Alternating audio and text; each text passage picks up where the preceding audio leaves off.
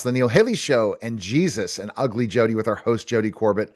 Jody, our first guest. I'm excited because I mean, this is going to be a lot of fun continuing to do the show together. Yeah, no, it's a great advantage for us to have Miss Sunday Esposito coming on with us today, as we discuss faith, leadership, and purpose. As you get to know Sunday, I think you're going to find that the Lord is doing some really powerful and great stuff in her life, and some adversity she's had to overcome, but been able to do that, and then being able to help other people, and really leading a really cool. I call it a ministry, but I'll let her talk a little bit more about it. So Sunday, tell folks who may not know anything about you, kind of who you are.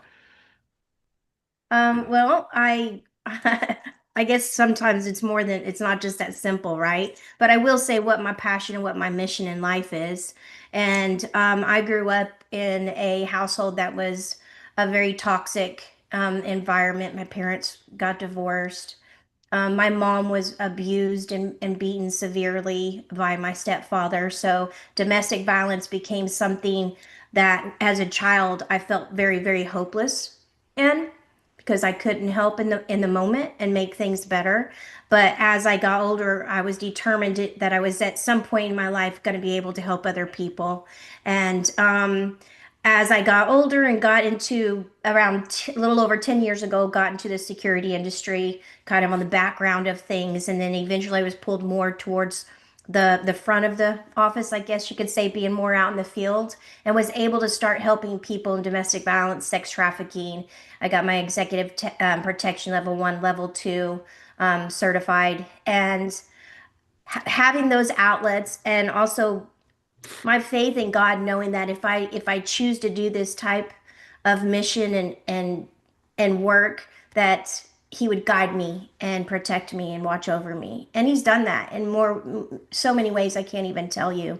Um, there's been several dangerous situations that I've been in that only by the grace of God could I have come out of it. And of course, most of it, I can't talk about for safety reasons. But I will tell you that no matter what I had gone through in my life, God was always the center. Sometimes you can have a big family like I did, but still feel very alone and feel like there was no one there to help and protect you. But God has always found a way for me, or sit me in a different direction. Even when I have a huge heart, even when my huge heart is very loyal and wanting to do certain things, things will happen in my life that pivot me. And I know by only by the grace of God did that pivot happen.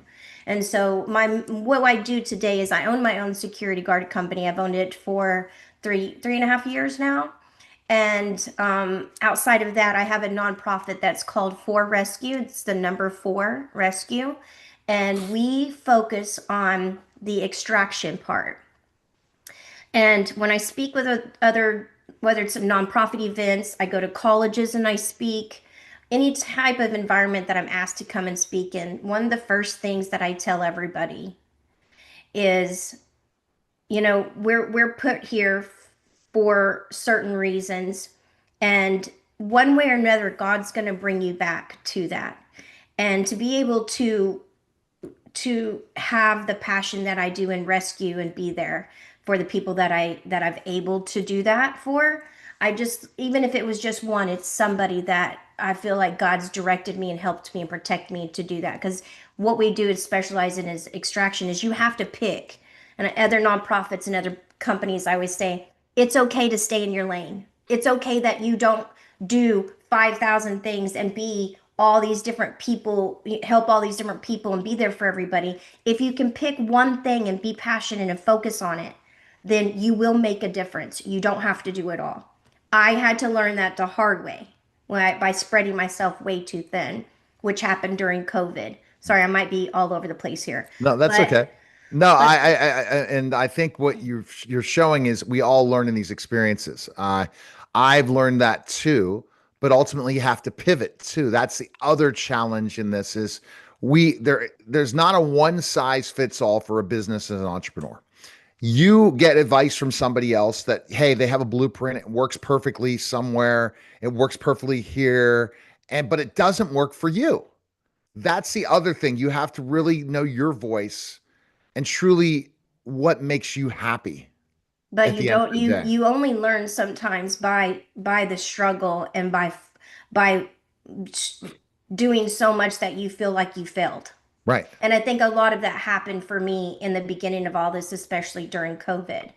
Paying people's bills, paying their groceries, being there for them, being on the phone with them, helping them, all spreading yourself so thin to where you have so many people that need help. COVID was it affected so many people in so many different ways. It was a very, very sad time in our country. And I saw quite a bit of loss, quite a bit of loss. The domestic violence went up 400%, not Wow. 10, not 20, 400. Oh So my you have gosh. those children that were going to school every day, getting away from the abuse, or even getting a meal that they weren't getting at home. Now they're not getting anything, and the abuse is a constant thing. Yeah. And I had a couple breakdowns. I'm a pretty strong person, but I had a couple breakdowns during COVID, and I'm not afraid to share that because my struggles that I've gone through, if it can help somebody else to learn that, listen, it's okay sometimes if we're not everything for everybody, and it's okay to pick one thing and focus on it. So with my nonprofit, we specifically focus on extractions. I do help those that are going through divorce, just counseling them. I will go to court with them if they need somebody to stand with them. But outside of that, we strictly just focus on let's get them out. Let's transport them. Let's get them to somewhere they're going to be safe, whether it's family or whether it's through another service. We hook up with as many other nonprofits that are willing to help beyond the extraction process, and we pass them off.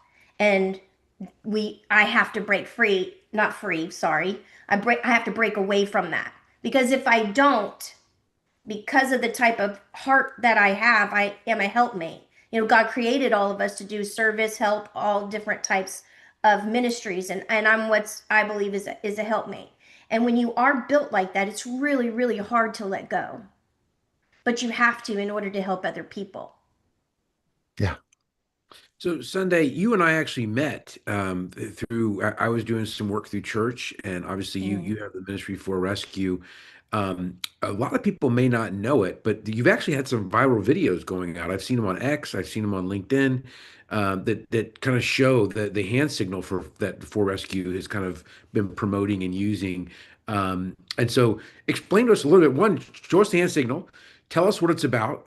Walk us through some of those viral videos that are out there, and what people need to know, if in fact they see it, because not everybody may have seen the viral videos that I'm referring to, but what that signal indicates and how people can respond. Sure. So, what we have, the reason why I named my nonprofit For Rescue, the number four, rescue, is because there are so many people out there that could help us.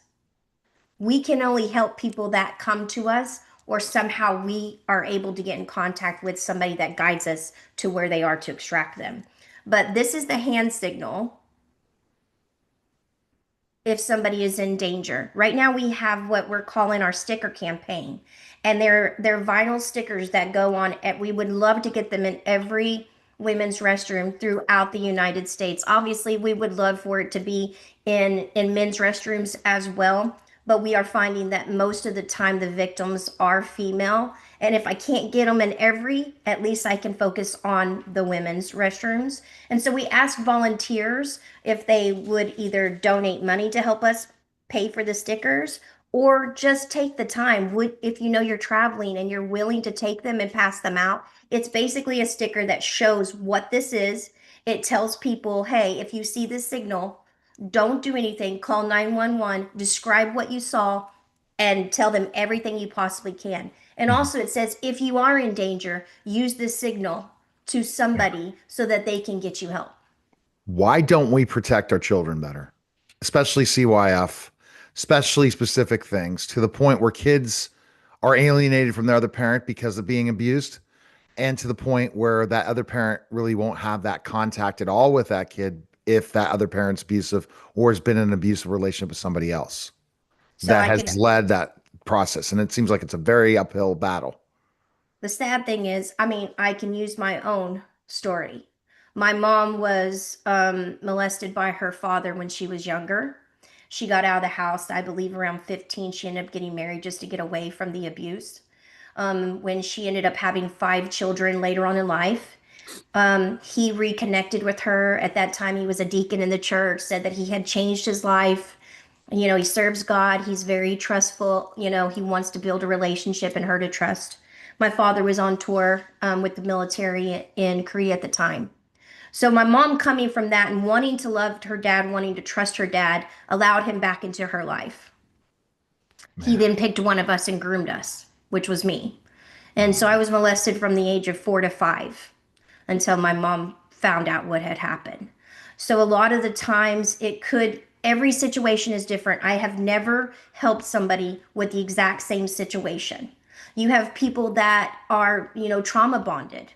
And trauma bonded means that at one point they loved so deeply and they wanted the best and they only saw the good in that person that they refuse to see the negative in what they're going to that's treating them Right. bad. And once you have to get out to lose the fog, to come out of the fog. You see what's happening to you, but you don't see it when you're in it. And that's the sad thing. I love how you talk about how as you've helped people throughout your ministry, you've never helped them the same way twice, which reminds me of how Jesus, when he performed miracles, never performed the same miracle twice. It was Yeah. always, even when he healed someone who had lost sight, he healed multiple people who had lost their vision, but he did it in a different way each time. And there's some theologians will talk about some of the reasons why, but I find that interesting that your ministry is much in line with that, where you're helping people in new ways, which just shows part of the creative spirit that you've got. I love the for rescue hand signal, and I would say yes, we definitely want to have the ladies know what it means, but also for the guys. Like if you see a woman or even a guy giving that hand signal, understand what it means, and like you said, videotape. Take your phone out, videotape. If you 100%. I know you say not Record to. what you see, what you experience. Obviously, there are situations where you can jump in and help that person, but I never want to be the person that's encouraging that, because if God forbid somebody loses their life because I tell somebody to jump in and do it, I would never get over that. No, but like for me as a former FBI agent and Like state trooper, you would feel safe in I doing would that, of have no course. problem stepping in and Of engaging. course. If you're having military training, Or 6'10" and former professional wrestler. yes, I mean, exactly. I would do it to Right. be 290 honest. pounds. I'm Then five I'm gonna two. go. Yeah. To be on 5'2", not gonna lie. I definitely would jump in. Maybe not the smartest thing, but I know me. I would definitely jump in. But even if you don't, I think to your point earlier, being a good witness, taking your That's phone out, right. videotaping the individuals that are Right. involved, It can save a videotape. life. It has Yeah, saved walking lives. walking behind them, For sitting sure. 15, 20 feet behind them on the phone with the police For as they're sure. walking down the street, whatever the case may be. No, absolutely. I think that's the important thing is to do something, not just walk away when somebody makes that hand signal, Right. um, but Right. to do something. And what that looks like, in law enforcement, we call it the force continuum. And so somebody like me may be more apt to go hands-on or engage directly. Right. But somebody who, is a smaller person, maybe not trained in those kind of things, still to do something. And that videotaping or making that phone call is critical. So For um, sure. well, thank you so much for sharing that today. I know the ministry piece is near and dear to your heart. Obviously, you and I have some connections in the security realm as well Right. as I work with some security partners, and you've got a great what I call a second ministry in helping protect people physically as well, which I think is a big part of what we do. And those of us who have kind of that protector's heart. Neil also comes from a security background, so I think that's one of the things we all Yeah. have in common. Yeah, absolutely. So basically, Jody, so more of the ministry is this what we've discussed today on the podcast, and I think that's why the virality. You create more and more content like that Sunday, which I know you do. The more content you create in this, the more that awareness comes. Think about the trafficking problem, which is absolutely just awful what we're dealing with right now. Again, Right. I think children are not being protected. My fiance talks about on TikTok where there are literal pedophiles on TikTok going viral and no one's doing a darn thing about it. Hmm. What can we do? What can we do in this situation? We You know. talk about it for one, like she's doing, for instance, you bring it to somebody's attention. There are a lot of government agencies out there that are actually making a difference. And then there's a lot of nonprofits. So I would send it to as many people as she can. Hmm. And But there's tons of people on TikTok trying to get them off. I mean, this is viral. I'm talking, they're making money, and they're a that you could tell this person's a pedophile, and there has Mhm, been proven. It's just terrible. That's just mhm. one instance of it happening. And That's not Jody, what are okay. your thoughts on that when you spot somebody that's breaking the law yet no one's doing anything about it as an Well, FBI agent? you got to remember, TikTok's not a US based company at this point. It Uh, is now. It is. It well, is now. it is now, but it hasn't been, and that's been one Yeah. of the challenges. Is that there's nothing that the FBI can do when the company is based out of China or it's some other country. Our laws, the statutes that we have, only pertain to us here in the United States. Now, I think there could be ways we could block access to TikTok, but again, that would be there'd be challenges with that. But now that if it's U.S. based now, then I think that obviously will give us a lot more ability to issue subpoenas and to do the investigative work that the FBI and other federal law enforcement agencies do regarding these types of cases. And also, don't think because it hasn't happened yet that they're not on it. Correct. Sometimes it takes a little Oh, while. Sometimes they, Investigations take unfortunately, time. that's right. It doesn't mean that they're not working on it. It means there could be something way bigger beyond what we're seeing, and it could be a oh. lot bigger organization that that person is attached to. And so it doesn't mean that they're not working on it right now, and that something big might come out of it, and a lot of arrests, and a lot of rescues. We're hoping.